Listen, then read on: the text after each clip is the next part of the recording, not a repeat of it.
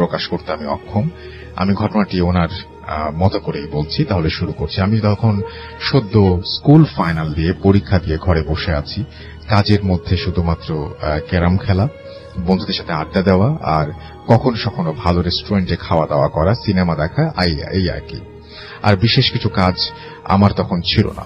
আমার বন্ধু, আমরা একই সঙ্গে থাকতাম, অনিবার্য কারণে কারো নাম বলতে পারছি না। প্রতিদিনের মতো আমরা সকলেই পাড়ার মোড়ে বসে আড্ডা দিচ্ছি। হঠাৎই খবর পেলাম সামনে হাসপাতালে একটা রোগী এসেছে, তাকে দেখতে মানুষের ভিড় করছে। কানাঘুষাতে শুনতে পারলাম যে একটি মেয়ে ভর্তি হয়েছে হাসপাতালে, যার কিনা এক রাতের মধ্যে সারা মাথার চুল সাদা হয়ে গেছে। আমরা ভাবলাম যে মেডিকেল শাস্ত্রে কোনোভাবেই এটা হয়তো সম্ভব না, ব্যাপারটা একবার সামনাসামনি দেখে আসা যাক। যথারীতি আমরা 3 জন প্রস্তুতি নিলাম এবং হাসপাতালে গিয়ে দেখলাম প্রচুর ভিড়, পাড়ার সবাই এসেছে, পুলিশ, প্রেস, মিডিয়া সবাই ছিল সেখানে।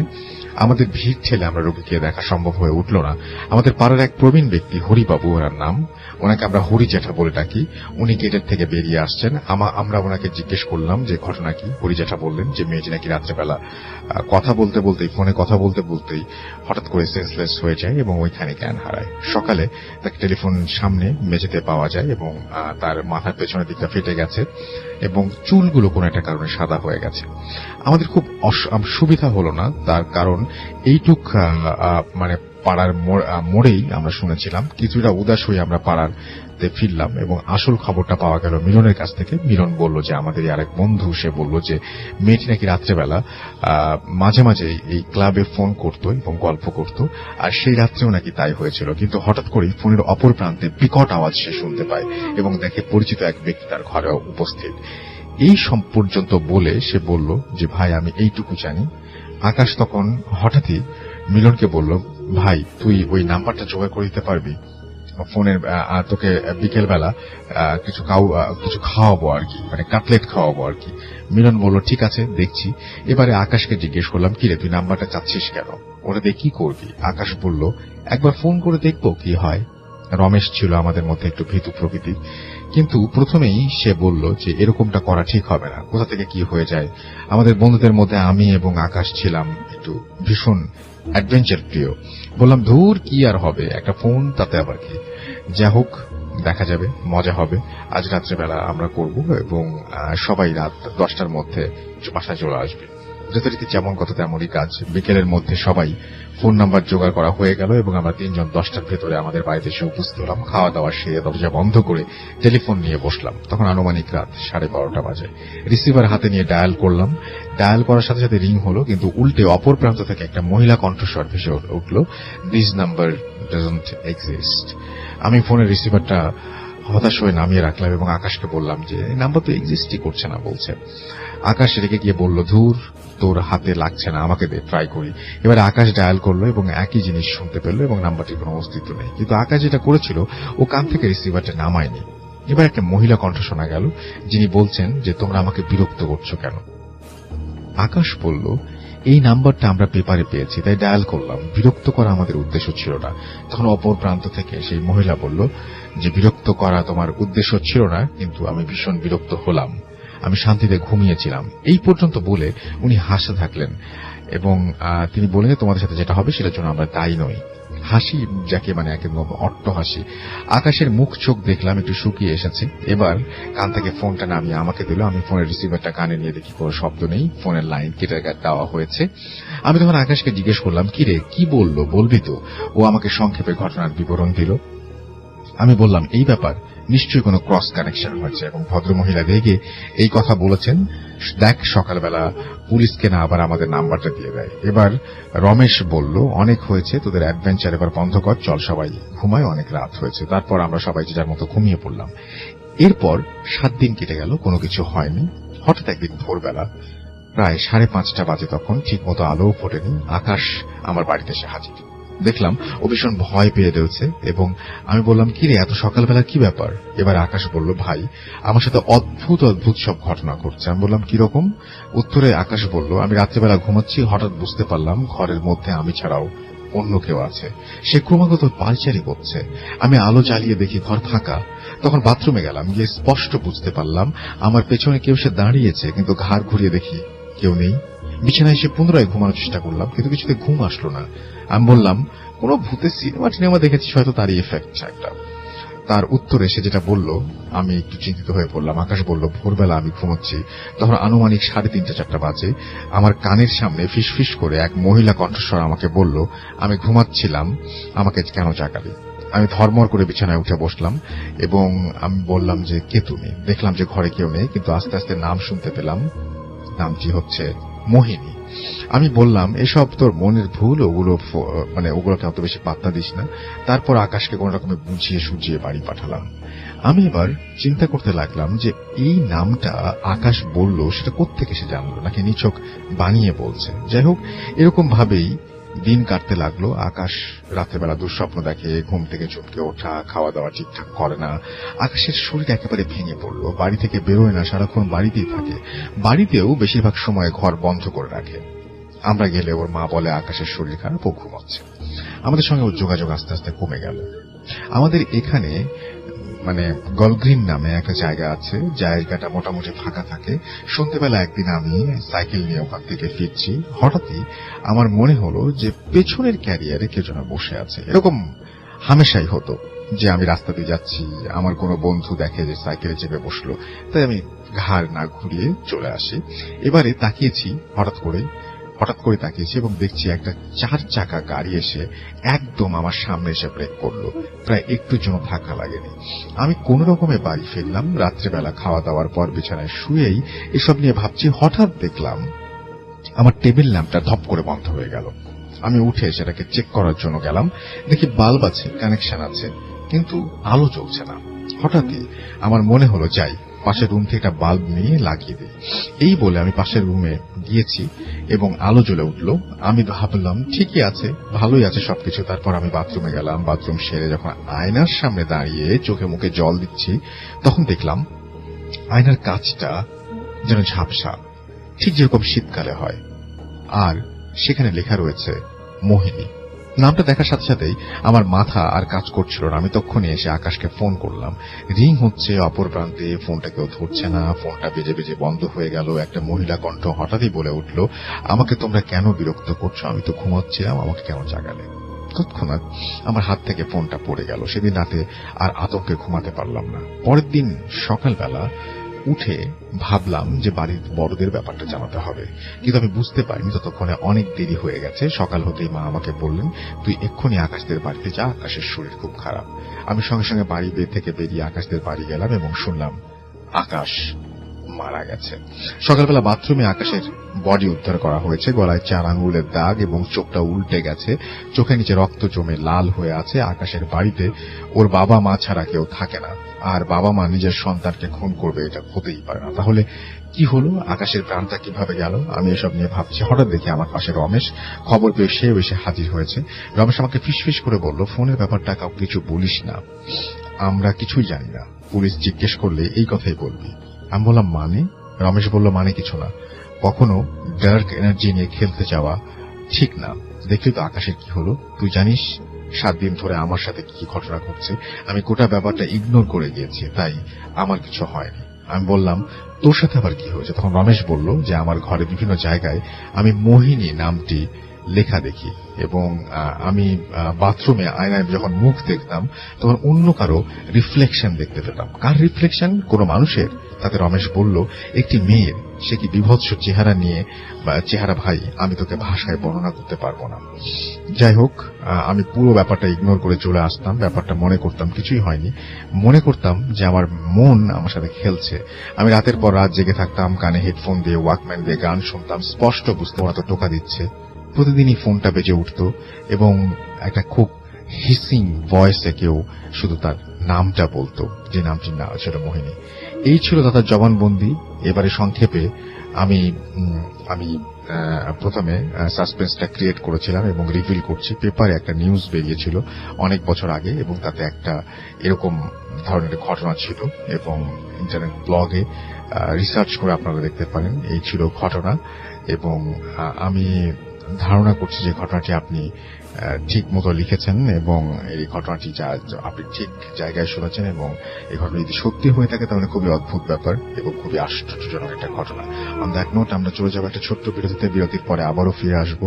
সেই পর্যন্ত আশা করছি আমার সঙ্গেই থাকবে। এটাও জানিয়েছেন। এরপরে লিখছেন, আসসালামু আলাইকুম রাসেল ভাই। ওয়ালাইকুম সালাম। আশা করি ভালো আছেন। আমি আগে 2 যে ঘটনা পাঠিয়েছিলাম একটিও পড়া হয়নি, মনে হয় ওইগুলো আপনার ভালো লাগে নাই। যাই হোক, ওগুলো আমার সাথে ঘটেছিল না, কিন্তু এইটা আমার সাথে ঘটে যায়। আমার বাড়ি রাজশাহীতে, তাই আমার পক্ষে স্টুডিওতে যাওয়া সম্ভব না। ঘটনাটি আপনি পড়ে শোনালে খুশি হব। ঘটনাটি গত সপ্তাহের। সেদিন আমার কোনো এক রিলেটিভের বাসায় দাওয়াত ছিল, সেজন্য আম্মুরা সকাল সকাল চলে যায়। আমি বাসায় একা ছিলাম। দুপুরের দিকে রওনা দেই আমার নিজের বাইক নিয়ে। অনেক দূরের পথ, একেবারে গ্রামে। পাকা রাস্তা শেষ করে কাঁচা রাস্তায় নামলাম। যাচ্ছি, এক সময় পৌঁছালাম 4:35-এ। খাওয়া দাওয়া করলাম, তারপর গ্রামটা ঘোরার জন্য বের হলাম। ঠিক সন্ধ্যার দিকে আমাদের গাড়িতে তুলে দিয়ে আম্মুদের গাড়িতে তুলে দিয়ে আমি রওনা দিতে যাব। ঠিক এই সময়ে এক রিলেটিভের ফোন আসলো আমার ফোনে। বলল আমাদের জন্য নাকি তরকারি দেবে, সেটা আমাকে নিয়ে যেতে। আমিও রাজি হলাম। আমি সন্ধ্যার আজানের পর তরকারি নিয়ে রওনা দিলাম। 1:30-এর দিকে বাসায় আসলাম। পথে কোনো সমস্যা হয়নি। সমস্যা শুরু হলো রাতে। ঘটনাটি শুরু হলো এমন ভাবে, রাতে আমার ঘুম ভাঙে না খুব সহজে, এক ঘুমে রাত কাবার। কিন্তু সেই দিন ঘুম ভাঙে। বিষয়টা স্বাভাবিক মনে করে আমি আবার ঘুমাতে যাই। বলে রাখা ভালো, আমার রুমের আম্মুদের 2 রুম পরে এবং আমার রুমের রুম সবসময় ফাঁকা থাকে, মানে কেউ না কেউ কেউ থাকে না, এবং বাসায় গেস্ট আসলেও তখন তারা ওখানে ঘুমায়। তো ওই রুমে লাইট অফ ছিল প্রতিদিনের মতোই। ঘুম ভাঙার পর আমি আবার ঘুমাতে যাব। ঠান্ডা লাগছে, তাই কম্বলটা ঠিক করে নিচ্ছি। বেশি না, কম্বল ঠিক করার 2 মিনিট পর হঠাৎ আমার গরম লাগা শুরু করলো। মনে হচ্ছে কেউ আমাকে গরম চুলার ওপর ছেড়ে দিয়েছে। আমি ভাবলাম বিষয়টা স্বাভাবিক, কম্বলের জন্য হয়তো বা গরম লাগছে। আমি কম্বলটা গা থেকে ফেলে দেই। না, কোনো পরিবর্তন নেই। একটু আগে যা ছিল এখনো তাই। তারপর দিশা না পেয়ে শরীরের জামা কাপড় সব খুলে ফেলি, কিন্তু মনে হচ্ছে আরো বেশি গরম লাগা শুরু হয়েছে। শরীর ঘামে ভিজে যাচ্ছে। এইভাবে কিছুক্ষণ থাকার পর ফ্যান দেই, বিছানা থেকে উঠে বসি। এমন সময় আমি লক্ষ্য করি আমার নিঃশ্বাসের সাথে আরো 2টো নিঃশ্বাসের শব্দ। চারিদিকে কোনো শব্দ নেই। আমি এখন শুধু আমার নিঃশ্বাসের শব্দ পাচ্ছিলাম, কিন্তু এখন আমার নিঃশ্বাসের সাথে আরো 2টি নিঃশ্বাসের শব্দ। আমার শরীর অবশ হয়ে এলো। গরমটাও বারবার বাড়ছে। এক মুহূর্তের জন্য মনে হচ্ছিল আমি মনে হয় আজকেই। তারপর হঠাৎ করে মনে হলো এটা মনে হয় কোনো হ্যালুসিনেশন। তাই তাড়াতাড়ি ফোন বের করলাম বালিশের নিচ থেকে। ঘড়ি দেখলাম 3:23 বাজে। একটা গান প্লে করলাম ফুল সাউন্ডে। তখন মনে হচ্ছে নিঃশ্বাসগুলো আমার ঘাড়ের কাছে, আমার পেছনে। আমি গান অফ করলাম। মনে হলো নিঃশ্বাসগুলো ওই ঘরের দিকে চলে যাচ্ছে। না, এটা আমার হ্যালুসিনেশন ছিল না, বুঝতে পারলাম। কারণ এখন শুধু নিঃশ্বাসই না, ওই ঘরে 2জন মানুষ যদি একসাথে চলাফেরা করে এবং ঘরের বিছানা ও জিনিসপত্র ব্যবহার করে, তাহলে যেমন আওয়াজ হবে ঠিক তেমন আওয়াজ আমি পাচ্ছি। মনে হচ্ছে ওই ঘরে 2জন। ওই ঘর আমার ঘরের মাঝে একটা দরজা আছে যেটা সবসময় খোলা থাকে। আমি সেই দিকে তাকিয়ে থাকি। বুকের বাম পাশটা এত জোরে জোরে ধুকধুক করছে। তার শব্দ এবং 3 জনের শব্দে আমার কানের পর্দা ফেটে যাবে, এমন একটা অবস্থা। আমি তাকিয়েছিলাম ওই ঘরের দিকে, কিছু দেখতে পাইনি। ওই অন্ধকারের মাঝে আরো ঘন অন্ধকার যদি একটু পর পর আসা যাওয়া করে, তাহলে যেমনটা দেখাবে আমিও ঠিক তেমনটাই দেখছিলাম। আমি আর পারি নাই। সূর্যের সীমা ভেঙে গেল। আমি আব্বুকে ফোন দেই। আব্বু ফোন ধরে। আমি বলি, আব্বু আমার ঘরে একটু এসো তো। কথা বাড়ায় না আব্বু, ফোনটা কেটে দিল। আমি ঠিক শুনতে পেলাম আব্বু দরজা খুলল। থেমে গেল নিঃশ্বাসগুলো। এখন শুধু নিঃশ্বাসটা শুনতে পাচ্ছি আমার। আব্বু আসলো। আব্বুকে বললাম, ওই ঘরে মনে হয় কেউ আছে, দেখো তো। আব্বু লাইট দিল। না, কিছুই নেই। আমিও গেলাম আব্বুর সাথে। কই কিছু নেই তো। কিন্তু আমি আব্বু দুজনে অবাক হলাম, ঘরের কোনো জিনিস ঠিক নেই। বিছানাটা এমন করে রাখা হয়েছে যেন এই মাত্র কেউ বিছানায় শুয়েছিল। ফোমগুলো এখনো দেবে আছে। আব্বু বিষয়টা বুঝতে পারল। আমার অবস্থা দেখে, এই রুমের অবস্থা দেখে আব্বু আমাকে তাদের ঘরে নিয়ে গেল ঘুমানোর জন্য। অবাক হলাম, আব্বুদের রুমে গিয়ে দেখি আম্মু কম্বল গায়ে দিয়ে শুয়ে আছে। আর আমার রুম থেকে বের হওয়ার পর আমার ঠান্ডা লাগা শুরু হয়েছিল।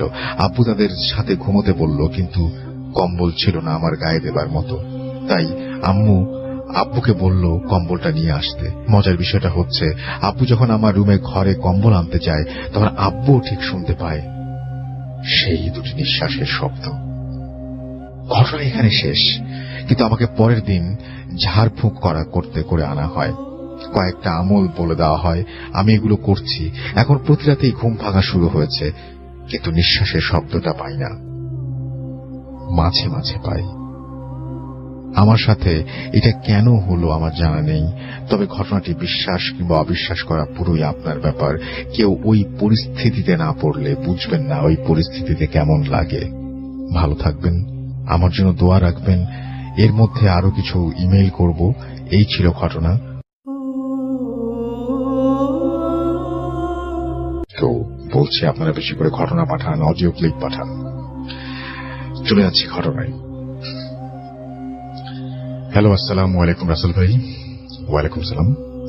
আশা করি আল্লাহর অশেষ রহমতে ভালো আছেন। আমার নাম রনি, রংপুরের একটা কোম্পানি থেকে বলছি। কিছু সমস্যার কারণে স্টুডিওতে এসে ঘটনা বলা আমার পক্ষে সম্ভব না, তাই ইমেইল করে পাঠালাম। ভালো লাগলে পড়ে শোনাবেন। আজ যে ঘটনাটা শেয়ার করব সেটা আমার মায়ের সাথে ঘটে যাওয়া একটা নির্মম ব্যাখ্যাহীন ঘটনা। যদি ভালো লাগে পড়ে শোনাবেন। যাই হোক, বেশি কথা না বলে সরাসরি ঘটনায় চলে যাই। ঘটনাটি ঘটে 15/12/2017। আমি আমার মা কিছু কেনাকাটার জন্য বাজারে গেলাম। একটা কথা বলে রাখা ভালো, আমাদের বাসা থেকে মেইন শহর মাত্র 3 কিলোমিটারের রাস্তা। যাই হোক, অনেক সময় ধরে কেনাকাটা করে অনেক ক্লান্ত ছিলাম আর ক্ষুধাও পেয়েছিল। তাই ভাবলাম কোন একটা হোটেলে কিছু খেয়ে বাসায় ফিরে যাব। আমি আমার মায়ের হাত ধরে রাস্তা পার করলাম। একটা কথা বলতে ভুলে গেছি, আমার মা অনেক আগের কালের মানুষ, তাই রাস্তাঘাট তেমন চিনত না। এরপর রাস্তা পার হয়ে আমি আমার মাকে নিয়ে একটি মিষ্টির দোকানের সামনে গেলাম, কিন্তু হোটেলের সামনের দিকে কোনো সিট খালি ছিল না। অতঃপর আমি আমার মাকে বললাম, একটু দাঁড়াও, আমি দেখে আসি হোটেলের শেষ দিকে কোনো সিট খালি আছে কিনা। গিয়ে দেখলাম শেষ কর্নারে একটা সিট খালি আছে। তো আমি আমার মাকে ভেতর নিয়ে আসতে বলবো, এমন সময় বাইরে এসে দেখি আমার মা নেই। ভাবলাম হয়তো আশেপাশে আছে। প্রায় 10 মিনিট খুঁজলাম, কিন্তু আমার মাকে পেলাম না। আমার বুকটা একটু মোচড় দিয়ে উঠল, কারণ আমার মা তো রাস্তাঘাট চেনে না। তাহলে কোথায় গেল? আর এই কয়েক মিনিট সময়ের মধ্যে কোথায় যেতে পারে? অনেক খোঁজাখুঁজি করলাম, কোথাও পেলাম না। আমি আমার মাকে ফোন দিলাম যে তুমি কোথায়, কিন্তু আমার মা যা বলল তা শোনার জন্য আমি মোটেও প্রস্তুত ছিলাম না। বলল, আমি কোথায় আছি জানি না, আর যে জায়গায় আছি সেটা চিনি না। আমার মা অন্য রাস্তাগুলো না চিনলেও আমাদের বাসায় যাওয়ার রাস্তাটা চিনত। তাহলে কোথায় গেল? আমি কি করব বুঝতে পারছি না। এত বড় শহরে কোথায় যাব, আর কাকে চেয়ে জিজ্ঞেস করব, কাকে চিনি? সবাই নিজেকে নিয়ে ব্যস্ত। আমার মুখ দিয়ে কথা বের হচ্ছে না, যেন আমি বোবা হয়ে গেছি। যাই হোক, আমি একটু শক্ত করলাম নিজেকে। মাকে বললাম, তুমি কোনো চিন্তা করো না, আমি আছি। তখন বললাম, তোমার আশেপাশে যেই থাকুক না কেন তাকে ফোনটা দাও। একটা লোককে ডেকে ফোনটা দিল। আমি হ্যালো বললাম। ভাই, আমি বিপদে পড়েছি, আমার মা রাস্তা ভুল করে কোথায় যেন চলে গেছে, একটু বলবেন যে জায়গাটা কোথায়? লোকটি যা বলল তা শুনে আমার মাথায় আকাশ ফেটে পড়ল। লোকটি বলল, এটা শাপলা। যারা রংপুরে আসছেন বা রংপুর সম্পর্কে জানেন তারা চিনবেন। আর আমরা যে হোটেলের সামনে ছিলাম সেটা হচ্ছে পায়রা চত্বর, কিন্তু মজার ব্যাপার হচ্ছে পায়রা চত্বর থেকে শাপলা ৩-৪ কিলোমিটারের রাস্তা। তাহলে এই কয়েক মিনিটে সেখানে আমার মা গেলেন কিভাবে? অটো রিক্সা বা রিক্সায় গেলেও মিনিমাম 10 মিনিটের মতো লাগে, আর পায়ে হেঁটে যাওয়ার তো প্রশ্নই আসে না।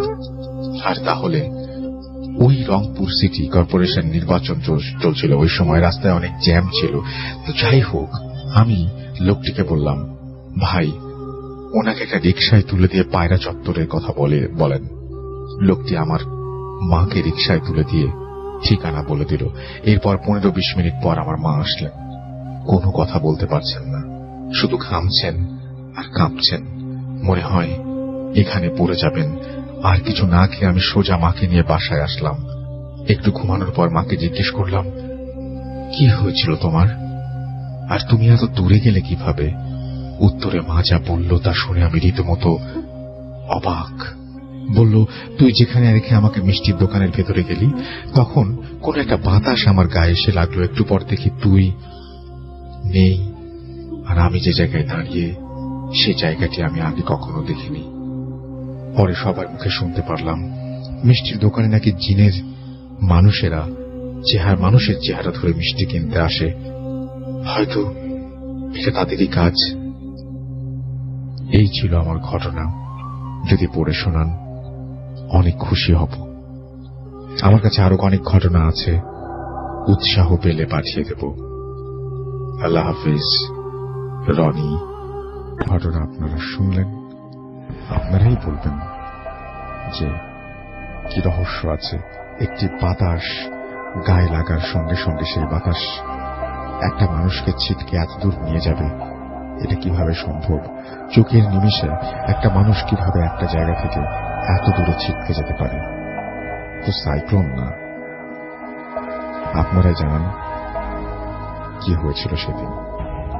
চলে যাচ্ছি ডক্টর আলিফের কাছে তার ঘটনা শোনার জন্য। আসসালামু আলাইকুম লিসেনার্স। আসসালামু আলাইকুম রাসেল ভাই। ওয়ালাইকুম সালাম আলিফ, ওয়েলকাম টু ভূত এফএম। এবং আমি I am very happy today যে you are here, and I think জানেন তো রাসেল সবাই খুব অল্প সময় পাই আর কি।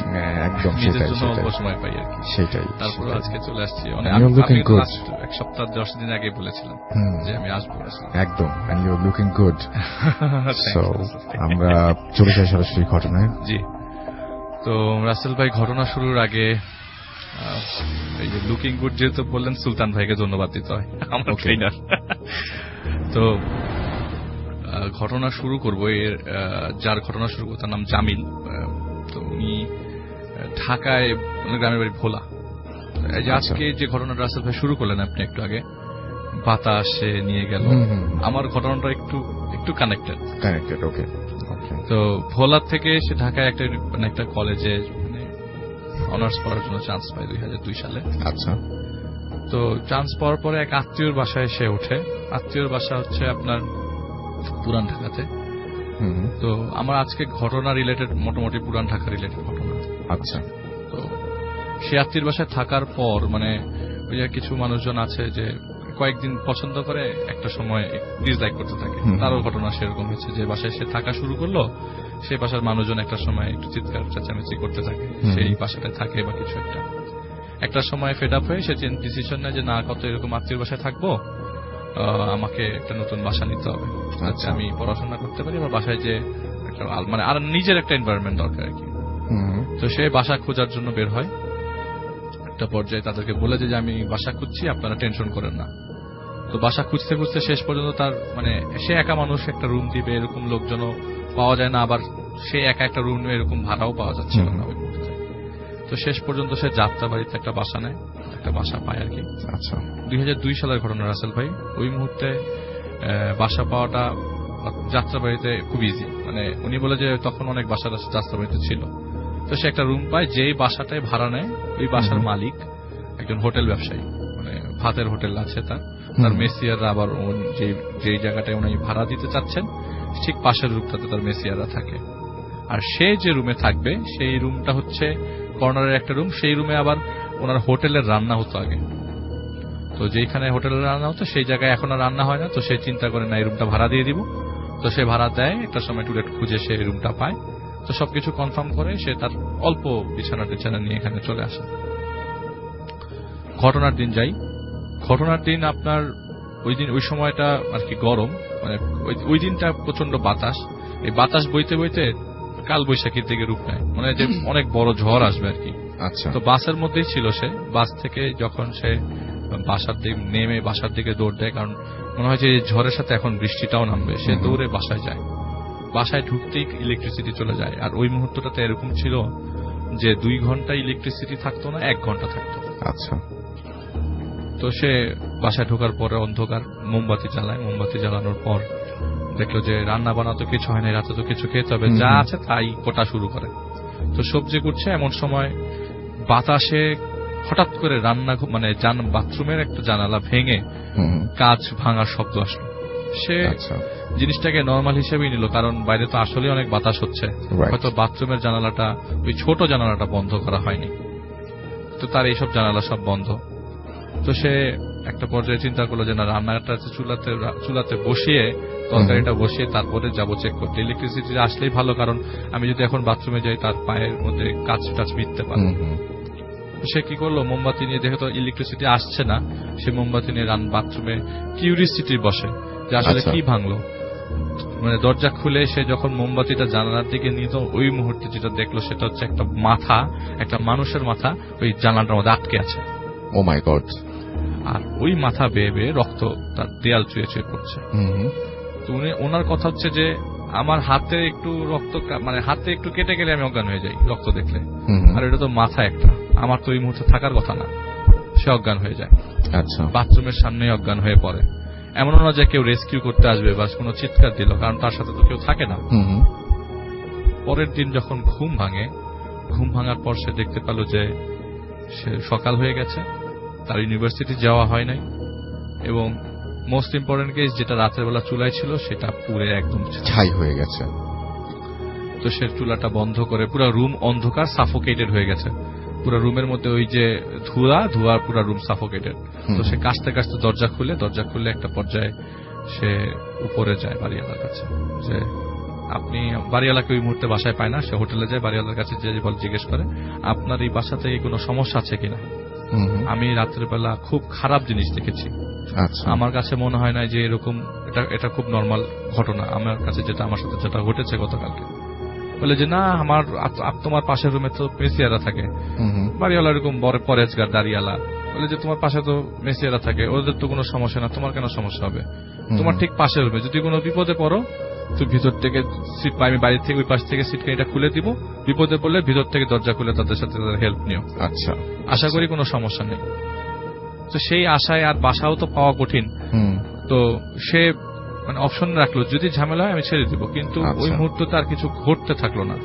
কিন্তু তার মনের মধ্যে ভয় রয়ে গেল। রাসেল ভাই হঠাৎ করে রুমের মধ্যে একটা শব্দ হলো, তার ফট করে ওই জায়গাটাতে মন চলে যাচ্ছে। সে কোনো কিছুই কনসেন্ট্রেট করতে পারছে না, পড়াশোনাতেও না, কিছুতেও না। সারা রাত লাইট জ্বালিয়ে রাখে ঘুমানোর সময়, কারণ তার কাছে মনে হয় যে এখনই কিছু একটা ঘটবে তার সাথে। এরকম করে করে 1 মাস চলে গেল। 1 মাস চলে যাওয়ার পরে তার একদিন পরীক্ষার ডেট পরে, ফ্রেন্ডকে বলে যে তুই আমার বাসায় থাক, একসাথে পড়াশোনা করবো। এই জিনিসটা আমি বুঝতে পারছিলাম না। আচ্ছা। তো তার ফ্রেন্ড বলে আচ্ছা ঠিক আছে, তোর বাসায় আজকে থাকবো। ওই ফ্রেন্ডও আমার মেসে থাকে। সে বলে যে ঠিক আছে, আমি রান্না বান্না করবো, বাসায় চল যাই। আমার বাসা তো রুম মোটামুটি মানে 3-4 জন থাকতে পারবে এক রুমে, আমি একা থাকি, তুই চল। তো তার ফ্রেন্ড